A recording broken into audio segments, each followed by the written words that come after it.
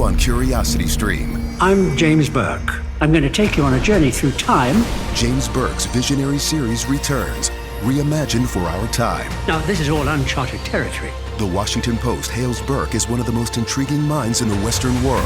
The New York Times raves he careens from one great moment in history to another. Where do we want to go from here? Experience all new Connections. So what's the next connection? With monthly, annual, and bundled plans, find the one that works for you at CuriosityStream.com. Between aging and busy lifestyles, many women struggle with maintaining their physical and mental wellness. At Aquavita Concierge Healthcare Services for Women, we can help you revitalize your health and reclaim your life. We start from within by balancing your hormones, allowing your body to achieve and maintain desired weight goals. We also specialize in peptide therapies, regenerative medicine, sexual health, and aesthetics in our state-of-the-art facilities. Feel better, look better, live better at Aquavita. Visit aquavitality.com and begin your journey today.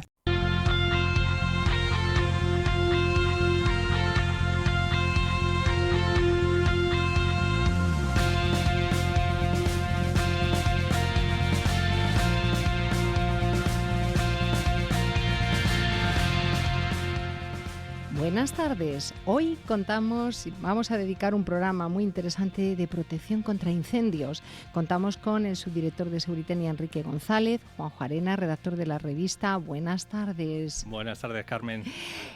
Un tema que a mí personalmente me parece muy interesante porque me merece todo mi respeto, el tema del fuego. Las medidas de seguridad en relación al mundo del fuego en el hogar, en edificios, en el entorno, que pueden tener consecuencias bastante graves y tanto humanas, materiales como medioambientales, ¿verdad, Juanjo? Pues exactamente, Carmen. De hecho, solo bastan con ver algunas de las cifras que nos otorgan estudios como el de incendios en viviendas, que es un estudio de la Fundación MAPFRE y de la Asociación Profesional de Técnicos de Bomberos. Este informe dice que en 2020, que es el último año en el que tenemos datos oficiales sobre los incendios, dice que se produjeron 124.000 incendios y de ellos 17.000 en viviendas. Dices, a lo mejor 17.000 son pocos, pero cuando hablamos de los muertos la cosa cambia.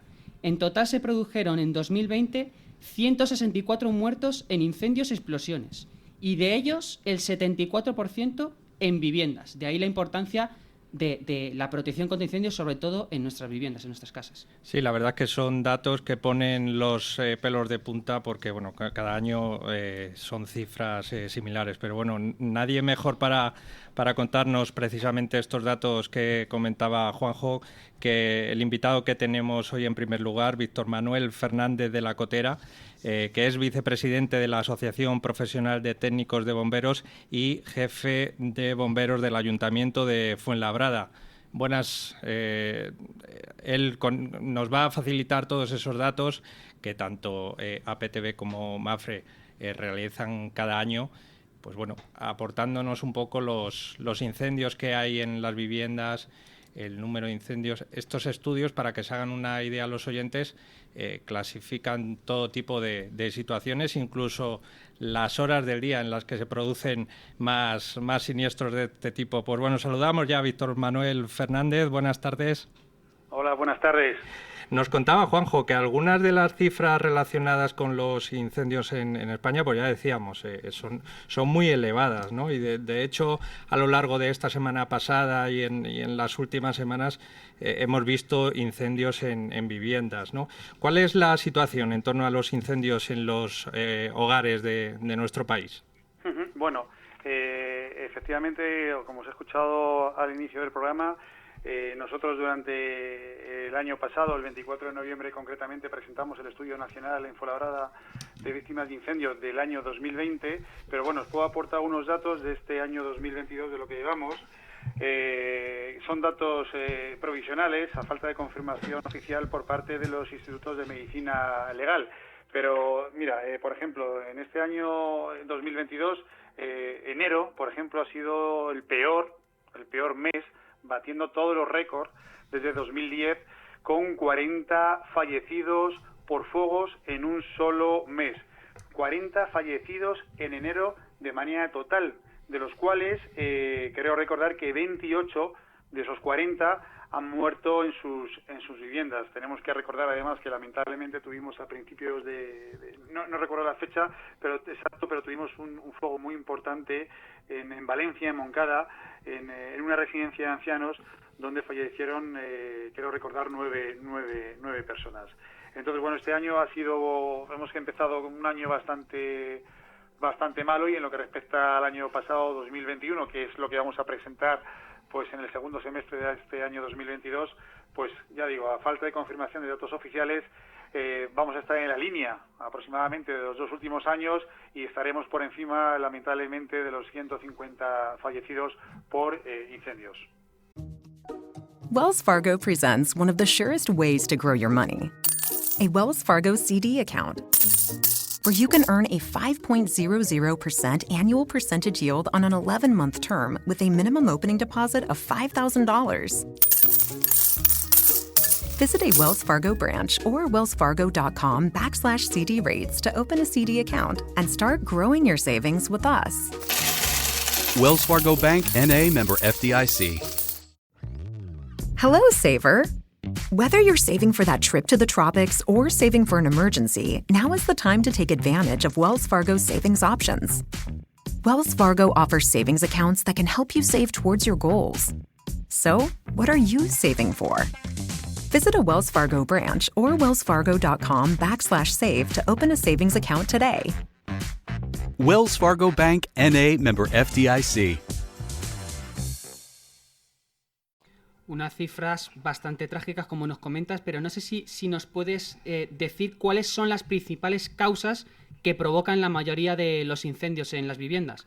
Sí, mira, para darte datos ya corroborados y datos exactos del estudio de víctimas del año 2020, exactamente, la principal causa de incendios en viviendas que originaron fallecidos fueron de origen o con motivo eléctrico, lo que supuso el 19% de los fallecidos, es decir, 23 personas fallecieron por un uso inadecuado de regletas, de enchufes, de baterías, como primera causa de fallecimiento en el 2020 por incendio con motivo eléctrico. Como segundo motivo, segunda causa, pues tenemos los aparatos que llamamos nosotros aparatos productores de calor, como puede ser una estufa, como puede ser un radiador o un brasero, que ocasionaron también, lamentablemente, pues 11 víctimas mortales. Y en lo que llevamos de año, pues parece que el patrón se vuelve a repetir con estos motivos eléctricos. Si nos acordamos de la residencia de ancianos de Moncada que nombraba hace un momento, parece ser que la causa fue una regleta que estaba en mal estado, según ha trascendido de las investigaciones policiales. Y entonces, bueno, pues parece ser que este año también pues vamos a tener aparatos productores de calor en segundo caso, y un repunte en el caso de los fumadores, de gente que se queda durmiendo fumando, se produce ese incendio y la gente pues fallece. Al final, Víctor Manuel, son situaciones, como podemos comprobar, que son muy cotidianas. Todos nosotros tenemos aparatos productores de calor, regletas, mucha gente fuma en casa, o sea que son situaciones totalmente pues cotidianas. Son situaciones, como digo, que nos puede ocurrir a todo el mundo, pero pongámonos en el hecho de que en nuestra vivienda se ha desatado un incendio y que ya no podemos controlar. Imaginemos, por ejemplo, que se ha empezado a incendiar una cortina, algo que no podemos apagar con nuestros utensilios. ¿Qué debemos hacer ante estas situaciones? Pues efectivamente, si nosotros nos encontramos con un fuego que adquiere ya unas dimensiones importantes y vemos que no podemos apagarlo, lo importante es la autoprotección. Lo primero que tenemos que hacer es intentar cerrar la puerta y ventana de ese recinto donde se está ocasionando el fuego para confinarlo, para privarle de ese oxígeno que necesita para subsistir, abandonar la vivienda con nuestros familiares, coger la llave de nuestra casa, cerrar la puerta de nuestra casa, llamar al 112, comunicar la incidencia, lo que está ocurriendo, bajarnos a la entrada del portal de nuestra vivienda y esperar a que lleguen los bomberos. Cuando vengan, reclamar su atención, decirles lo que está ocurriendo, dónde se está produciendo el incendio, en el Cuarto C, por ejemplo, darle las llaves de nuestra casa y, bueno, pues ya dejarlo en manos de profesionales. Eso es lo que tenemos que hacer, confinar el fuego en un espacio determinado, ir cerrando puertas y ventanas, cogernos las llaves de nuestra casa, cerrar la puerta de nuestra casa y bajarnos a la entrada del portal hasta que lleguen los bomberos. Una vez allí, que reclamamos su atención y les damos las llaves. Luego hay otras situaciones que, hablando sobre todo con familiares, tienen bastante dudas. Si en nuestro bloque de vecinos se produce un incendio en una vivienda colindante, ya sea en otra planta, en la misma planta nuestra, ¿qué debemos hacer? ¿Debemos evacuar nuestra vivienda? ¿Nos tenemos que esperar a que lleguen los bomberos? ¿Cómo debemos actuar? Pues en principio no, y repito, no debemos nunca evacuar. Por ejemplo, si yo vivo en un tercero y el incendio se está produciendo en el primero o en el segundo, por debajo de mi vivienda, y abro la puerta de la caja de escalera y está completamente inundada de humo, que suele ocurrir mucho, por eso decía antes que cuando el incendio se produce en nuestra casa tenemos que cerrar la puerta. Si alguien no lo hace, ¿qué va a ocurrir? Que por un efecto que se llama efecto chimenea, el humo va a ocupar toda la caja de escalera y la va a inundar completamente. Y si yo, que vivo por una planta o dos o tres por encima de donde se está produciendo el incendio, salgo llena de humo, lo único que puede pasar es que me intoxique y que al final fallezca en la caja de escalera. Por tanto, lo más seguro en ese caso es siempre quedarnos dentro de nuestra casa. Y si vemos que entra un poquito de humo por la puerta de la vivienda, colocar unos paños húmedos o unas toallas en las rendijas, pues para evitar que ese humo no entre. Pero es totalmente seguro quedarnos dentro de nuestra vivienda. Lo que no tenemos que hacer nunca es salir a la caja de escalera. Con esa recomendación nos quedamos, porque de verdad que hay mucha gente que me lo ha transmitido, que no saben realmente cómo actuar. Porque muchas veces se producen incendios, imaginémonos en la primera planta, nosotros vivimos en la tercera y el humo sube para arriba y muchas veces tenemos esa duda, tienen esa duda. Entonces, con esa recomendación nos quedamos. No sé si nos puedes contar también cuál es la tendencia que veis vosotros desde la asociación de los últimos años en cuanto al número de incendios en viviendas. No sé si vamos poco a poco mejorando los datos, si se van produciendo menos incendios, si no. ¿Cuáles son las causas de la mejora o de ese empeoramiento que comentáis? Bueno, pues la verdad es que estamos en la media. Sí que hemos notado pues alguna ligera mejoría en cuanto al número de fallecidos. Ya veremos cómo terminamos este año, porque hemos empezado, como digo, bastante mal. Pero ¿qué ocurre? Que nosotros, a través de la asociación, como bien indicas, y a través de Fundación Mapfre, y con la colaboración de los distintos servicios de bomberos de España, hacemos una campaña muy potente a nivel nacional que se llama la Semana de la Prevención de Incendios, donde impartimos formación a toda la ciudadanía, haciendo especial hincapié en la población más vulnerable, como pueden ser los niños o nuestros mayores, y les indicamos cómo comportarse en caso de incendio. Pues todo esto que estamos hablando ahora aquí. Además, les indicamos la necesidad de instalar detectores de viviendas en casa, bueno, pues un poco para que en caso de que ocurra algo, pues ese detector se active y rápidamente podamos evacuar, porque no hay que perder de vista que el mayor número de incendios se produce siempre en las cocinas. Parece un poco obvio, ¿no? Porque allí no tenemos fuego directo y estamos cocinando. El mayor número de incendios se produce en las cocinas. Pero, ojo, el mayor número de incendios que ocasiona fallecidos se origina en primer lugar en los salones. Durante el año 2020 tuvimos 45 víctimas mortales en los salones, seguido por los dormitorios y en tercer lugar por las cocinas. Es decir, que el mayor número de incendios se produce en las cocinas, pero el mayor número de incendios que ocasiona fallecidos se produce en primer lugar en los salones, en segundo lugar en los dormitorios y en tercer lugar en las cocinas. Y contestando a tu pregunta, pues la tendencia de estos 10 últimos años pues está más o menos en la media en cuanto al número de fallecidos y en cuanto al número de siniestros, que como bien apuntabais al principio, durante el año 2020, tuvimos 17.037 incendios en viviendas, es decir, una media de unos 47 incendios diarios en todo el país. Víctor, está claro que al margen de todos estos accidentes que se pueden producir, siniestros, que muchas veces no se pueden evitar, hay otros muchos en los que es fundamental que la gente esté concienciada, ¿no?, de todos los peligros que hay que pueden acabar en un incendio. ¿Qué tipo de iniciativas se pueden llevar a cabo, o asociaciones como la vuestra están llevando a cabo para que la gente, la sociedad en su conjunto, se conciencie con este problema? Pues nosotros muchas, desde este punto de vista, desde la sociedad, para llegar a todos los tejidos de la sociedad, hasta conversaciones que tenemos con los diferentes ministerios, en este caso con el Ministerio de Fomento, para intentar modificar la legislación en cuanto a lo que se refiere al Código Técnico de la Edificación y en el uso de vivienda, para dotarle de mayores condiciones de seguridad, porque debido a estos estudios técnicos nacionales que hacemos, estamos detectando que el mayor número de incendios donde fallece gente se produce en las viviendas, donde nosotros nos encontramos más seguros, y es ahí donde tenemos que aumentar las medidas de seguridad contra incendios. También, por supuesto, lo que hacemos, como decía hace un momento, son campañas de prevención a nivel nacional, donde le indicamos a la gente pues cómo que tiene que utilizar pues los electrodomésticos o los enchufes o las regletas, porque tenemos que tener en cuenta que este tipo de aparatos son totalmente seguros. Hay que partir de que es totalmente seguro. El problema es el uso inadecuado o la falta de mantenimiento que nosotros hagamos de los mismos, como conectar muchos enchufes a un ladrón o regleta, como tener cables pelados y cosas similares. Entonces nosotros, a través de charlas directas en asociaciones de vecinos, a los colegios, a través de a residencias, a centros de mayores, pues nosotros intentamos pues decirles cuáles son las causas de incendio, que las tenemos detectadas, como decía, primero motivos eléctricos y en segundo productores de calor, y decirles que, bueno, pues que si por ejemplo utilizan una chimenea, que antes de irse a dormir tienen que dejarla completamente apagada, si utilizan un brasero que hay que apagarlo, y que además tienen que ventilar de manera constante la habitación donde se encuentren, porque otro peligro es la intoxicación por monóxido de carbono o CO. Estos aparatos, estos mecanismos para calentarnos, como puede ser una chimenea o un brasero, al final lo que hacen es consumir el oxígeno de una habitación, porque ese fuego necesita oxígeno para subsistir.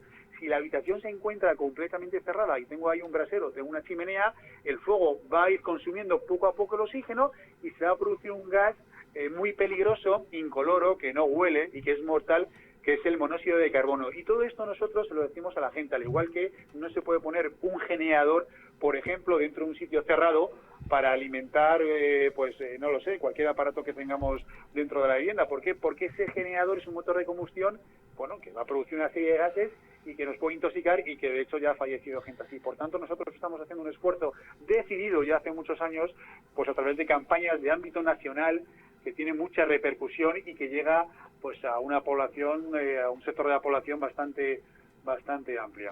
Efectivamente, Víctor Manuel, además hemos de decir, yo lo he vivido en primera persona, y no solamente a veces son esos enchufes, sino también a veces los despistes o las prisas, cuando es una de las cosas que bueno, lo viví con bastante miedo, porque bueno, sales como madre que eres volada al colegio.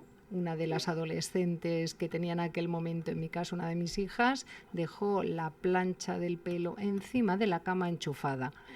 Y gracias a Dios, bueno, solo provocó humo, pero bueno, si llegamos a abrir alguna ventana, efectivamente alguna puerta, pues hubiéramos tenido una desgracia. O sea que esa es verdad, esas prisas, esos despistes también, no solamente es algo de personas, digamos, mayores o de... No, es en cualquier momento, en cualquier lugar, esa irresponsabilidad que podemos tener, Víctor Manuel. Desde luego, a la hora de comer, por ejemplo, se me está ocurriendo ahora, a la hora de comer tenemos muchos avisos por incendio en vivienda, y es simplemente porque alguien se despista hablando por teléfono o porque se va en un momento dado a recoger a los hijos al colegio y ha dejado la sartén encendida, y al final ese aceite se sobrecalienta, empieza a arder, choca contra la campana extractora, que por muy limpia que está siempre tiene algo de grasilla, y comienza a arder. En ese caso, ¿qué tenemos que hacer si lo presenciamos? Lo que tenemos que hacer simplemente es coger una tapadera que sea de un diámetro mayor, que es la propia sartén, o un paño húmedo, y depositarlo sobre ella. Lo que nunca tenemos que hacer es echar agua sobre ese aceite ardiendo, porque lejos de apagar el fuego vamos a conseguir el efecto contrario, es decir, el avivarlo, hacerlo mucho mayor y que nosotros incluso. Así pues muchas gracias, Víctor Manuel. Quedamos emplazados para otro programa, que también nos puedas comentar pues esas medidas que son muy interesantes de cara al hogar. Muchísimas gracias. Faltaría más. Gracias a vosotros. Un saludo.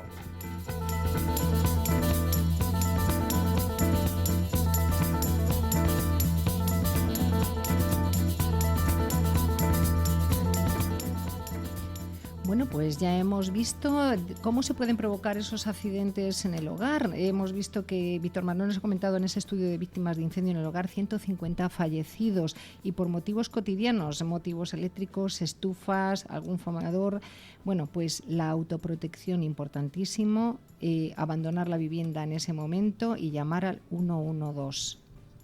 Sí, ha quedado claro que estas situaciones requieren concienciación por parte de todo el mundo y tomar precauciones en nuestras casas, que es algo que no todo el mundo hace, ¿no? Y, por ejemplo, tener a mano un extintor en la cocina por si hay un incendio, comprobar los enchufes, pues ya hemos visto que pueden salvar vidas. De hecho, Enrique, de este tema vamos a hablar con un bombero profesional sobre la necesidad de ser precavidos y de autoprotegernos en casa frente al fuego. Se trata de Roberto García Carretero, que es bombero del Ayuntamiento de Madrid, destinado en el parque número 12 del barrio de Aluche, y que es además cofundador de la startup Vices Technology, que es una empresa que ha desarrollado un innovador detector para los hogares. Buenas tardes, Roberto. Hola, muy buenas tardes, Juanjo. En primer lugar, Roberto, me gustaría preguntarte si realmente las viviendas en España están preparadas con un mínimo de medidas de prevención contra los incendios, y ya no solo me refiero a que cada uno tengamos en nuestra casa algún método para combatir los incendios, tanto combatirlos como prevenirlos, sino incluso desde el punto de vista estructural o a nivel de las instalaciones de nuestros hogares. Bueno, pues lamentablemente un poquito, como ha comentado el jefe de bomberos de Fuenlabrada, Víctor, es la asignatura pendiente, ¿no? La prevención. Es verdad que, bueno, que el Código Técnico de Edificación contempla muchos de estos elementos para aplicarlos, pero bueno, pues luego un poco pues la cultura preventiva, que al final es lo que posiciona o hace que todo esto funcione, pues brilla por su ausencia.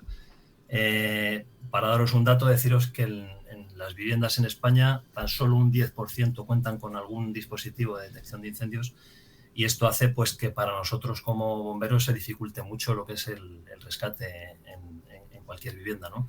Para nosotros la complicación es el rescate de las personas, en ello ponemos todo nuestro empeño, y bueno, pues al final apagar el incendio con los medios que tenemos y disponemos y las tácticas que aplicamos en este tipo de situaciones, pues se solventarían de algún modo, no fácilmente, pero bueno, como digo, con nuestras técnicas y material, pues de una manera satisfactoria. El problema viene precisamente porque la gente está en sus hogares, se produce una cantidad de humo por la gran carga de fuego que hay hoy en día en todas las viviendas, y esto pues nos dificulta. El hecho de no tener detección en casa pues hace que muchas personas fallezcan. Ya sabéis que el humo de algún modo, y sobre todo por la noche cuando estamos durmiendo, es en este momento cuando somos más vulnerables. Por eso siempre es de tanto las asociaciones que habéis comentado, APTV junto con Fundación MAFRE, digamos que es el elemento más imprescindible que deberíamos de tener en nuestros hogares, el detector de humos. Roberto, precisamente vosotros habéis desarrollado, un grupo de bomberos, habéis desarrollado un detector que es específico para el hogar, ¿no? Que es un elemento que prácticamente, como dices, no tiene nadie o en muy contadas ocasiones. ¿En qué consiste ese detector? Hola, Enrique. Pues mira, nosotros, bueno, pues el libro de nuestro aprendizaje son los incendios, y a lo largo de los años hemos detectado que, bueno, además de los consejos y todas estas asociaciones y bueno, eventos que se producen y todo el tema de prevención que se hace desde los colegios, etcétera, pero al final hay algo que es muy sencillo, y es que la gente al final no instala, ni siquiera que están en los centros comerciales o en diferentes tiendas, o incluso se pueden adquirir por internet, y detectamos que al final es el hecho de tener que instalar algo, pues ya nos cuesta, ¿no? Tener que utilizar una taladradora, una escalera. Entonces, bueno, pues pensamos en nosotros mismos, en nuestra madre, ¿no? Que ella no tiene por qué conocer ni normativa ni tener conocimiento de dónde ubicar un detector. Al final la norma nos dice diferentes sitios donde ubicar este dispositivo, pero nosotros pensábamos que al final un elemento de seguridad tiene que ser totalmente fácil, o sea, la máxima usabilidad posible, ¿no? Erradicar ese montaje o esa instalación. Entonces, bueno, decidimos pues hacer diferentes pruebas, y vimos que en bomberos nosotros trabajamos con el elemento puerta para compartimentar, y bueno, pues esta ubicación estratégica nos hizo pensar en unir dos detectores fotoeléctricos, que es el que más se establece a nivel mundial, es el que más funciona, ¿no? por la detección y cómo produce la señal de alarma. Y lo que hicimos fue pues, realizar una patente y pues hacer una serie de pruebas y vimos que funcionaba perfectamente. Al final los detectores se activan con un 5% de opacidad y tenían la altura suficiente como para activarse. Es verdad que cuando llegamos un poco, las grandes corporaciones nos miraron un poquito como diciendo, este elemento no lo entendían, pero con el paso del tiempo han visto que igual que los elementos de seguridad se deben de ir mejorando y deben de evolucionar. Por ejemplo, en el coche ya no se concibe un coche que alguien se compre nuevo que no disponga al menos de 3 o 4 airbags, ya no solamente el frontal, sino pues el de cabeza, el del tren inferior.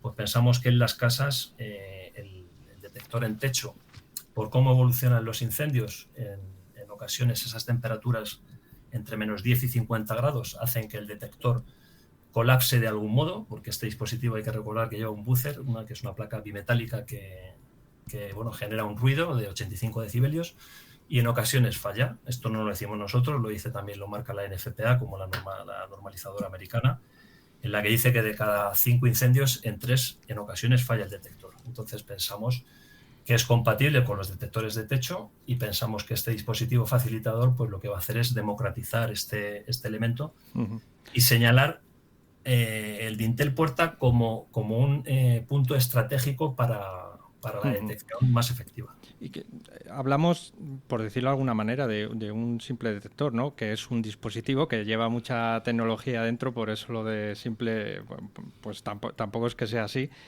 pero que es un elemento fácil de instalar por lo que estás diciendo. ¿Hasta qué punto crees que evitaría siniestros como los que hemos estado hablando al principio en los hogares, el tener un detector en nuestra casa? Pues mira, de producirse un incendio sería básicamente la única oportunidad que tendríamos, porque una vez que entramos en sueño REM, por decirlo de algún modo, nuestro olfato deja de funcionar, nuestro sistema perceptivo igualmente, entonces el humo al final no hace ruido y básicamente con 2 o 3 buchitos, en el momento en que hubiera un incendio, un pequeño conato, se genera una cantidad de humo lo suficientemente importante como para producirnos la muerte. Entonces este elemento es la única oportunidad que tendríamos para, en caso de producirse un incendio en esas horas nocturnas, hablamos evidentemente de por la noche, nos diese una oportunidad de vida, ¿no? El poder alertarnos y darnos cuenta de que podemos o bien cerrar la puerta, desenchufar el elemento que esté produciendo esa combustión y tener esa oportunidad de vida, ¿no? Daros cuenta de la importancia que tiene, porque de otra manera no hay posibilidad. Sería la suerte de despertarnos en ese momento, pero ya os digo que por desgracia nosotros lo vivimos, pues el darnos cuenta de que a lo mejor algo que se podría haber evitado, pues con este sencillo elemento, pues el no tenerlo implica el encontrarnos fallecidos. Hablamos de, como dices, de un elemento muy sencillo, pero no sé si nos podrías decir algunas recomendaciones que darías a la población para que adopten este mínimo de medidas de protección en su vivienda, porque hablamos de conatos que pueden producirse muy fácilmente, como hemos dicho, de las sartenes o los cigarrillos incluso, pero ¿qué recomendaciones darías a la población para que adopten este mínimo de medidas de prevención?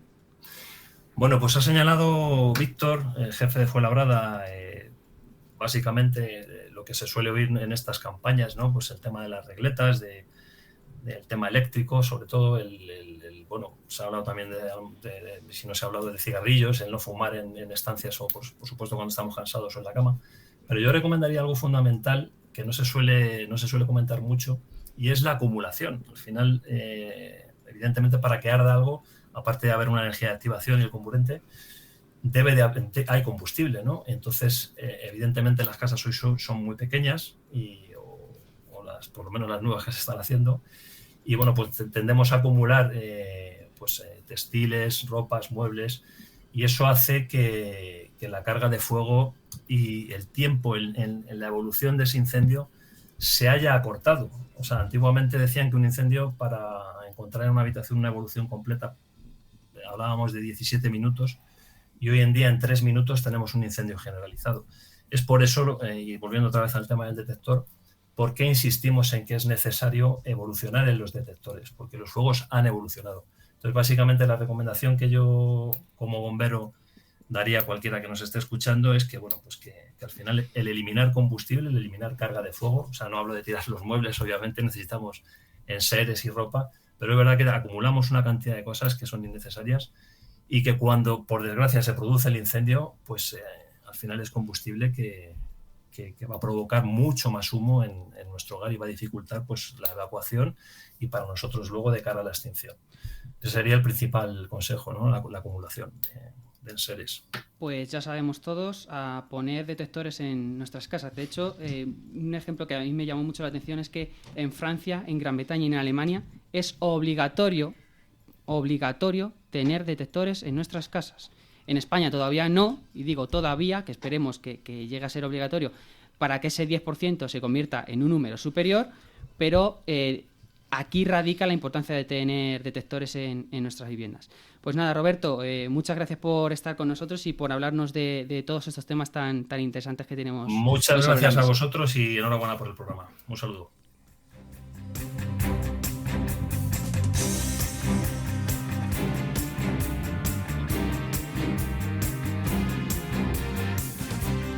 Pues desde nuestro programa de Cultura de Seguridad agradecemos a todos estos profesionales que ante el fuego acuden a ayudarnos, porque es una impresionante labor.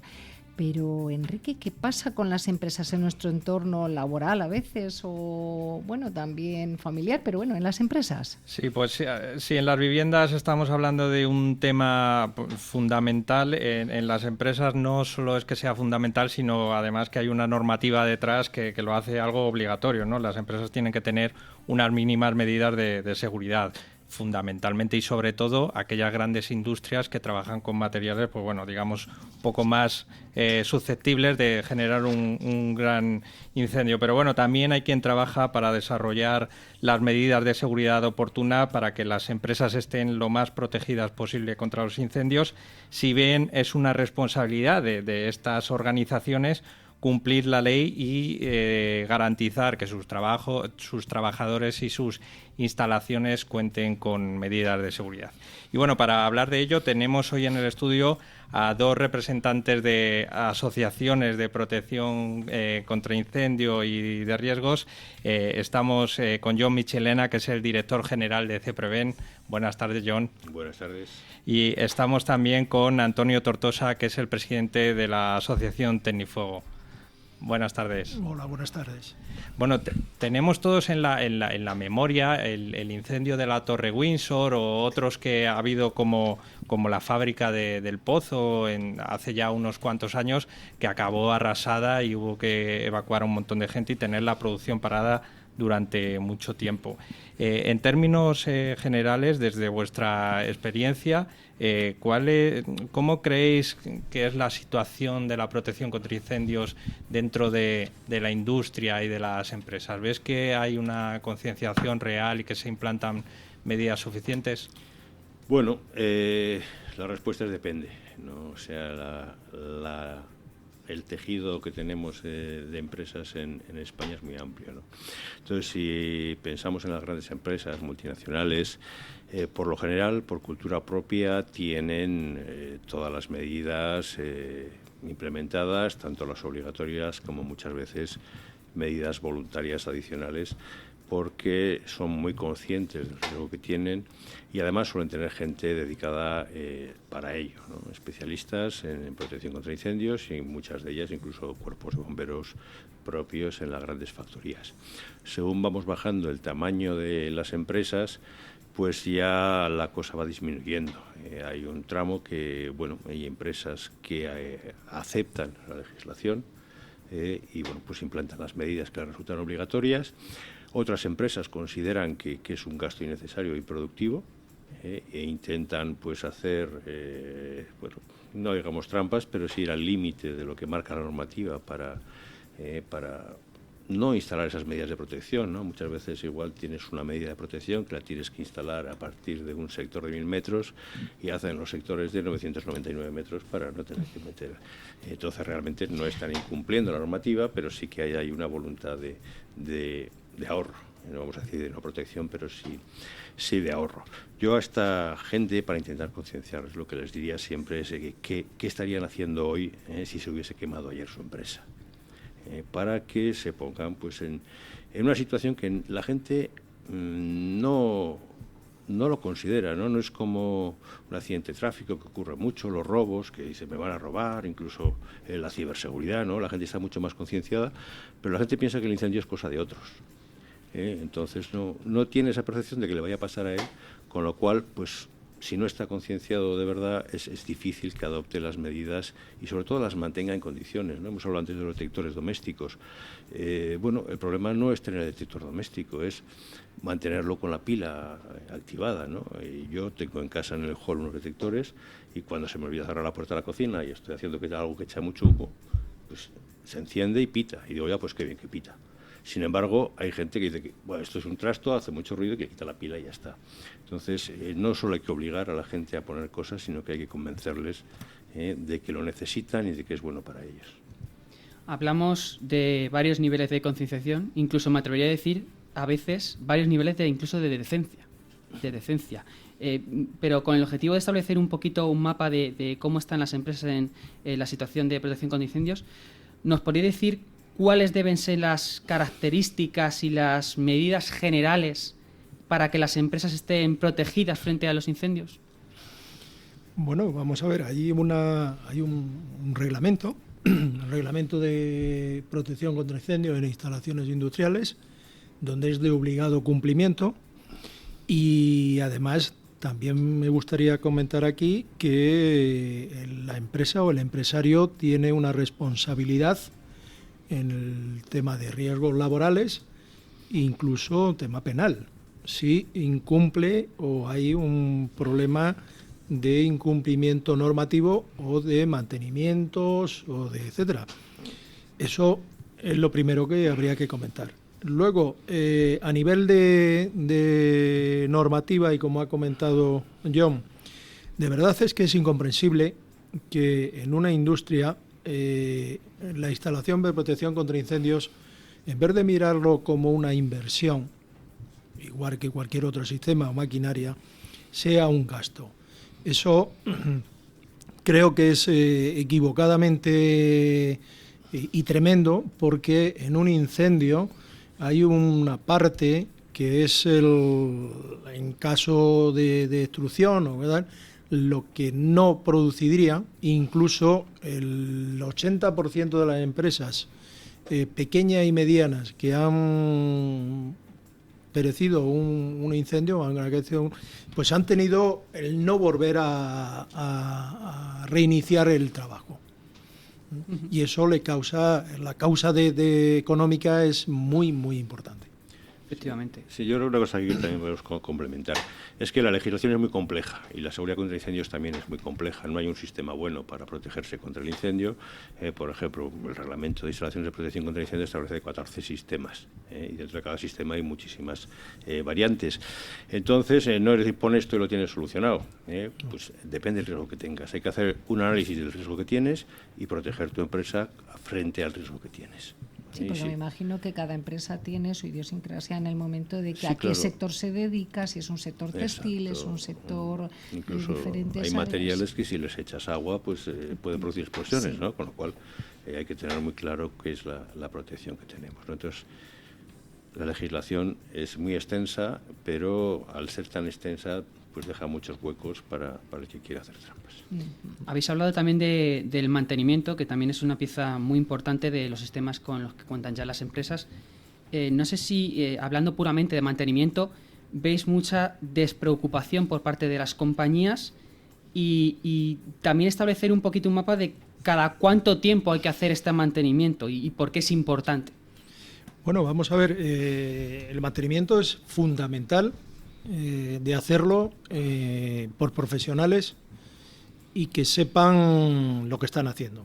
Y perdón por lo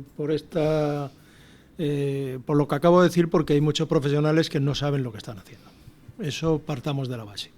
En el mantenimiento está también reglamentado. Está el reglamento del RIFCI, el reglamento de instalaciones de protección contra incendios, donde nos indica en sus tablas de mantenimiento, la tabla 1, tabla 2 y tabla 3, los periodos de tiempo de mantenimiento y lo que hay que hacer.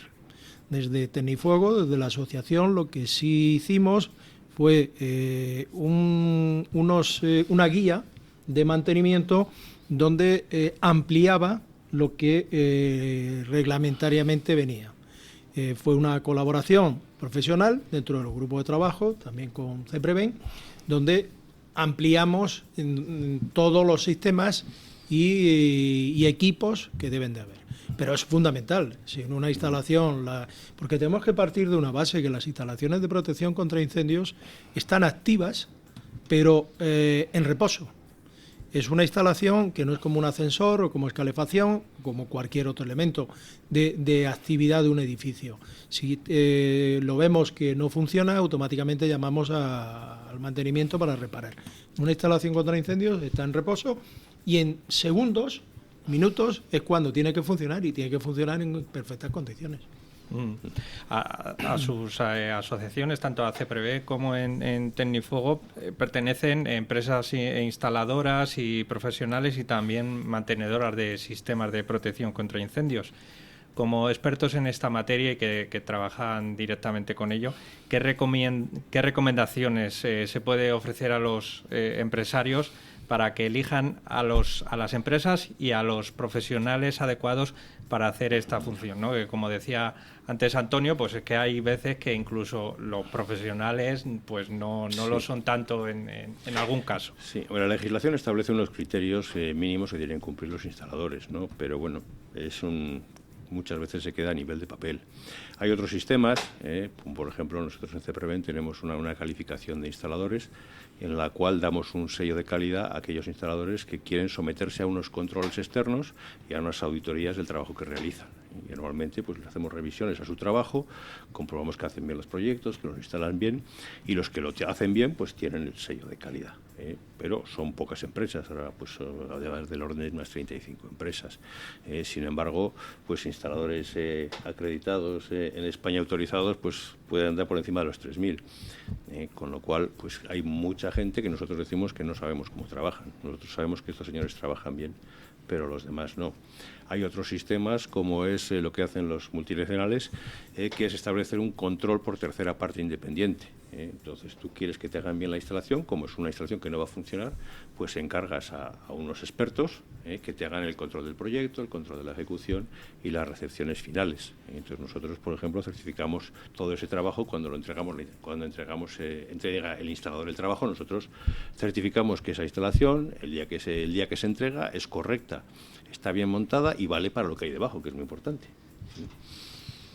Bueno, la parte que John está comentando, evidentemente es un plus que se le puede tener las compañías de instaladoras y mantenedoras, pero en el mercado prácticamente hay un buen saber hacer de trabajo. De hecho, dentro del sector, y también con CEPREVEN, ha estado colaborando en la documentación y en el trabajo. Propusimos al Instituto Nacional de Cualificación, de las cualificaciones del Ministerio de Educación y Formación Profesional, de hacer una formación profesional específica de instaladores y mantenedores de protección contra incendios, que en España no hay. Eso viene bien para el sector, viene bien para incorporación de personas al mundo laboral, y es algo que no solo serviría aquí en España, que nos serviría para dentro del mercado de la Unión Europea. Los que seguimos de cerca tanto a CEPREVEN como a Tecnifuego sabemos que estas asociaciones que ponéis en marcha multitud de proyectos de concienciación tanto para la industria de la protección contra incendios como para la sociedad en general. En ese sentido, de todas las iniciativas que ponéis en marcha, ¿en qué aspecto creéis que hay que llamar más la atención de las empresas cuando hablamos de protección contra incendios? Bueno, vamos a ver, habría que llamar la atención sobre todo a la concienciación de que es un elemento la instalación o un equipo es muy importante para salvar vidas, como hemos hablado anteriormente, nuestros compañeros han comentado, el detector de incendios o cualquier otro elemento. Pero lo que sí hay que tener es una mentalidad positiva de que los equipos por sí solos, si no están bien instalados, no están bien mantenidos, no van a funcionar. Un simple extintor, y digo simple, no por descalificación, sino porque es el primer equipo de intervención para un conato de incendio, si tiene un mal mantenimiento, evidentemente cuando vayamos a hacer uso no nos funcionará. Entonces es importantísimo tener una formación y una concienciación, repito. Hay un tema muy curioso que siempre nos viene y los profesionales hablamos, cuando se habla en las comunidades de propietarios y siempre se tiene en todas las reuniones, cuando hay esas famosas reuniones, la puerta, lo otro importante. Todo bien. Hablan en el tema de protección contra incendio y todo es muy caro. Cuando no nos estamos dando cuenta que primero es nuestra propia vida la que tenemos que proteger, es la vivienda es lo que estamos pagando muchísimos años, la mayoría de personas, y luego pues tenemos recuerdos imborrables que si se pierden, pues evidentemente va a ser muy difícil recuperarlo. Entonces, yo ahí sí animaría, y en esto es que acompañemos y que invirtamos más en seguridad, y bueno, pues también es bonito todo lo que va alrededor, pero primero hagamos en seguridad. Sí, sobre todo es muy importante también concienciar a la gente, que la gente sepa manejar los sistemas. O sea, está muy bien que haya extintores por todos los sitios. En la mayoría de las viviendas que se han construido a partir del año 90, hay extintores en las zonas comunes. Pues que la gente sepa dónde está el extintor más cercano que tiene, que sepa cómo funciona, que un día se pare y se lea la etiqueta. Tampoco puede ver vídeos. Nosotros en YouTube pues, tenemos un vídeo de cómo se utiliza el extintor, pues para que la gente poco a poco se vaya concienciando, ¿no? Y en las empresas igual. Es necesario que la gente que hay, pues sí, hay muchos medios, hay mangueras, las BIES, que son las mangueras, hay también extintores más grandes, más pequeños, de un tipo, de otro tipo, porque no son todos iguales, pero la gente que trabaja ahí debe saber dónde están, cómo funcionan, y tener la confianza de utilizarlo, porque si no sabemos qué vamos a hacer con ese extintor, pues difícilmente vamos a poder sofocar un incendio. Enrique, si me permites, hay una cosa que quiero decir y es una manía, pero es fundamental. Claro. Por favor, las puertas, sobre todo las puertas que dan de los garajes a la escalera, que se cierren, que no se pongan los tacos de madera. Sin llave. Eso sin llave. Sean puertas que realmente hagan una resistencia al fuego que tengamos. Porque si no, el incendio se nos va a pasar del aparcamiento, se nos va a pasar a la zona que vivimos. Por favor, las puertas cerradas, los famosos tacos, los calzos, eso que no se pongan. Y si se ponen para algo en concreto, se quiten. Y el extintor no sirve para mantener una puerta. El extintor lo que hace es para... Sí, desde luego llama la atención, ¿no?, que algo tan crítico para nuestras vidas como es poder ser capaces de evitar un incendio, pues ocupe tan poca preocupación, ¿no?, aparentemente en la sociedad, pero bueno, esperemos que poco a poco vayamos avanzando en este tema. Antes de finalizar, a mí sí que me gustaría haceros una pregunta que no tiene relación directa con la protección contra incendios, pero creo que ha sido una iniciativa muy bonita que han hecho ambas asociaciones y que tiene que ver con traer a España a familias de refugiados de la guerra de Ucrania y también enviarles allí suministros y demás. ¿Cómo habéis vivido la experiencia vosotros? Bueno, yo me voy a permitir, hablo el primero, pero el que tiene que contarlo John, que ha estado en persona. Se planteó en un comentario por parte de una persona de nuestra asociación que quería marchar a traer o ayudar, en qué forma. Y bueno, pues afinar entre una y otras cosas, pues hubieron dos empresas y las dos asociaciones, y Cepreven y Ternefuego pagó un viaje de un autobús y las otras dos empresas. Y aquí tenemos a John, que nos lo puede contar, que estuvo personalmente y... Cuéntanos, John. Bueno, pues yo creo que es algo que cuando se me lo propuso Adrián, pues enseguida pues me sumé a la iniciativa porque creo que era algo importante, ¿no? Al fin y al cabo es gente que hace 6 semanas estaba viviendo como nosotros, ¿no? Entonces, bueno, fuimos para allí, la experiencia fue muy interesante, se nos complicó mucho todo, haría falta 1 hora para contar todo, pero al final, bueno, pues conseguimos dejar allí el material, garantizarnos de que llegase directamente a Ucrania, y conseguimos traer a 31 personas que bueno, pues los fuimos a gente en Bilbao, gente en Madrid, otros fueron a Zaragoza, otros a Málaga. Y bueno, pues están ya todos en España, están ya ubicados y bueno, pues poco a poco seguimos en contacto con ellos, pues van medio integrándose, ¿no? Porque el gran problema es que la mayoría no hablan ni inglés ni español, ¿no? Entonces, bueno, pues con ruso y ucraniano, que es lo que dominan, pues tienen problemas de comunicación. Desde luego una bonita iniciativa y bueno, muy necesaria en nuestros días. Pues Jon, Antonio, muchísimas gracias por haber estado con nosotros, por arrojar un poco de luz en la situación en las empresas en torno a la protección contra incendios, y esperemos ver pronto en otro de los programas. Muchas gracias. Pues muchísimas gracias a vosotros por invitarnos.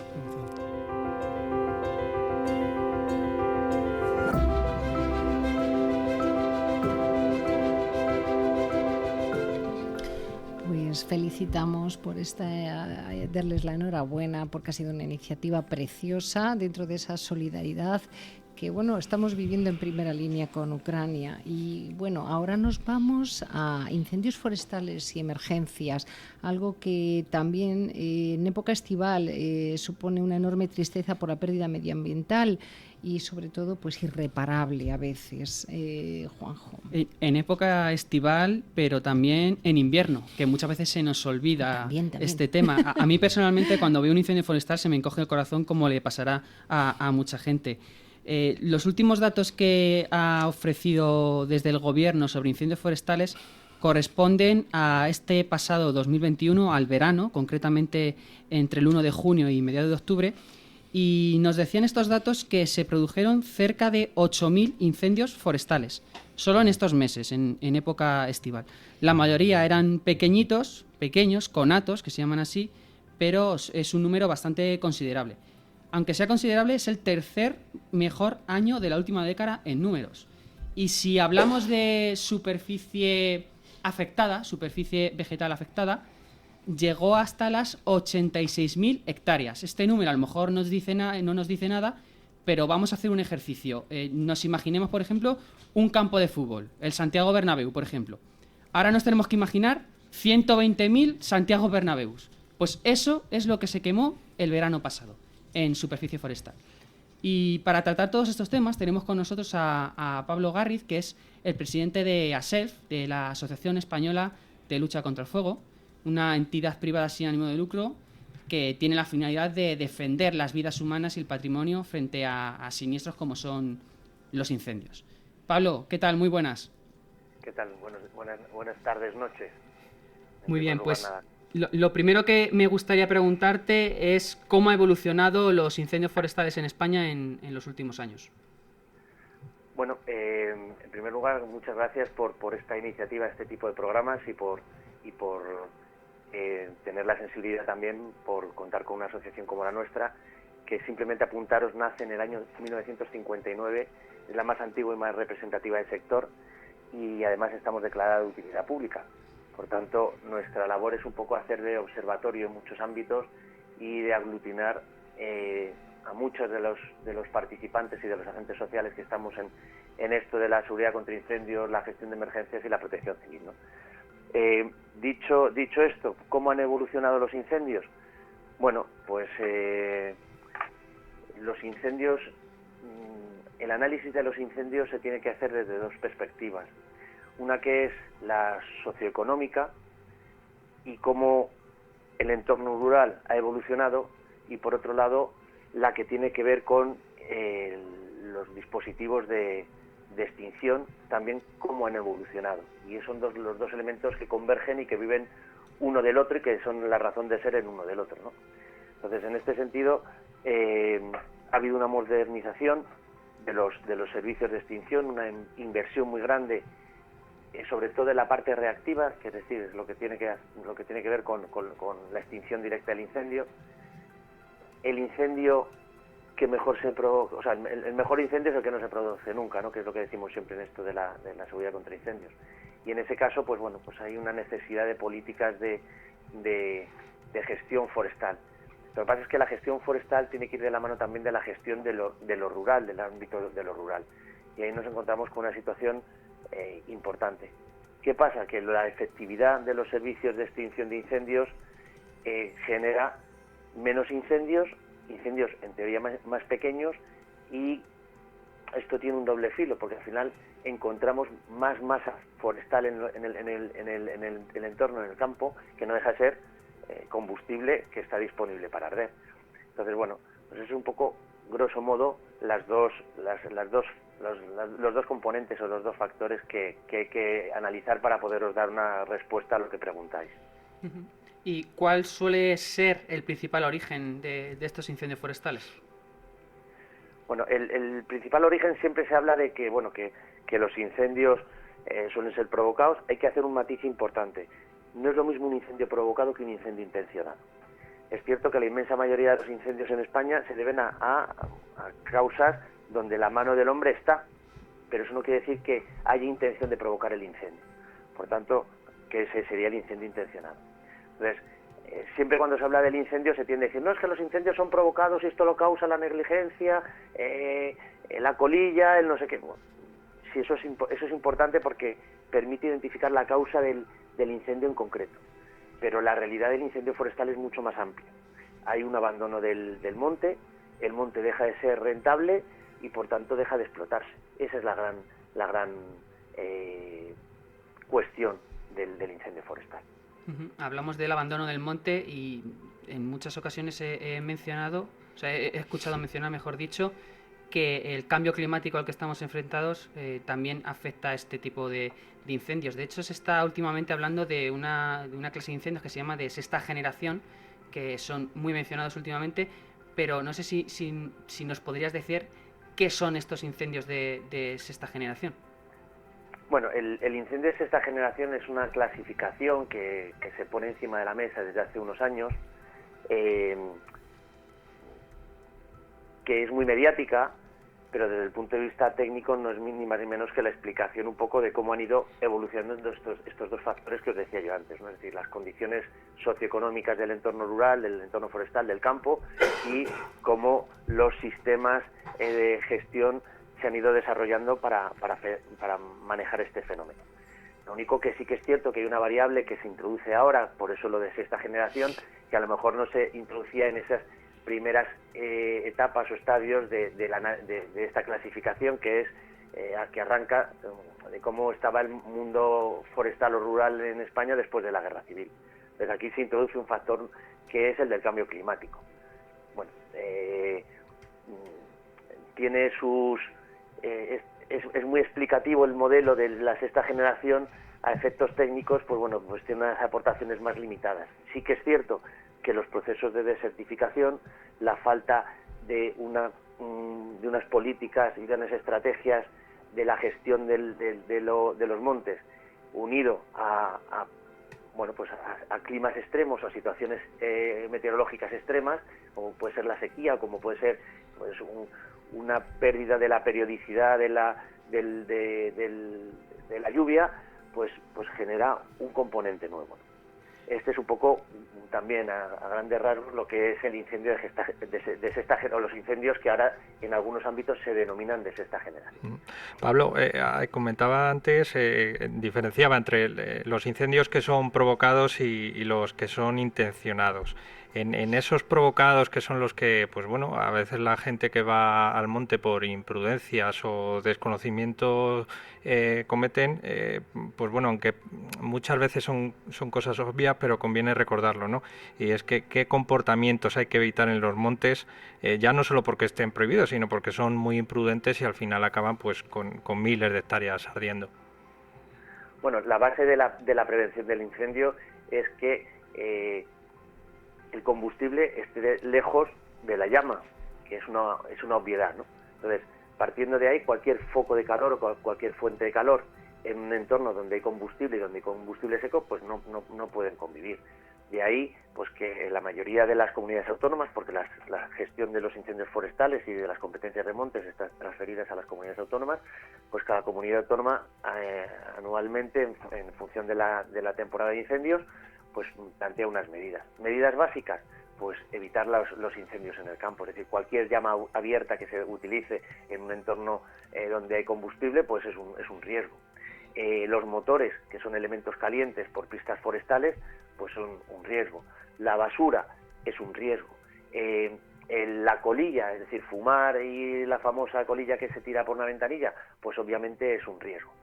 No, lo que pasa es que también hay otros factores. Hay que tener en cuenta que hay muchos entornos donde la actividad humana y el monte están muy vinculados, que es lo que llamamos nosotros zonas de interfase y que provocan incendios de interfase, es decir, la parte de lo urbano y lo forestal, o lo agrícola y lo forestal, y esto pues también supone pues que si nosotros tenemos una finca y hacemos una actividad humana, pues establezcamos una faja de seguridad alrededor de nuestra vivienda, de nuestra instalación, de nuestra actividad, que permita romper ese mosaico de terreno, es decir, que rompamos la continuidad de la masa forestal con otras actividades que no son forestales. Que esto, bueno, pues la gente que convive en el entorno del campo, pues es bastante buena conocedora, ¿no? Muy bien, Pablo, pues con todos estos consejos, por así decirlo, o buenas prácticas nos quedamos, así que muchas gracias por estar con nosotros, Pablo Garriz, presidente de la Asociación Española de Lucha contra el Fuego. Muchas gracias a vosotros.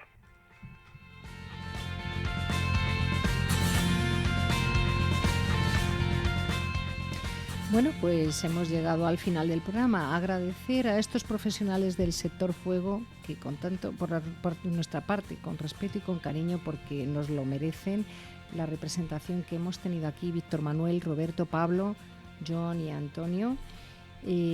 Sobre todo también, pues gracias Juanjo y Enrique por habernos traído un programa tan interesante. Volveremos el próximo lunes con Cultura de Seguridad. No falten.